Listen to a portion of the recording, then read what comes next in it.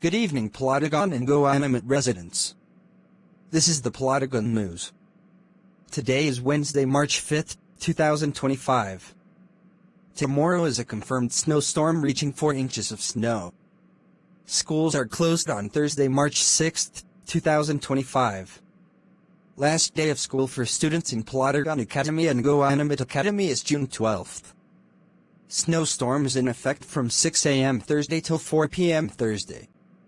Delayed openings are possible on Friday, March 7th, 2025. Cold temperatures to about 18 degrees is possible Thursday night. Icy roads are expected Friday during the day. Possibly Saturday. Good evening, Plotagon and Go Animate. Schools were closed today. But there is no delayed openings tomorrow because the roads were salted.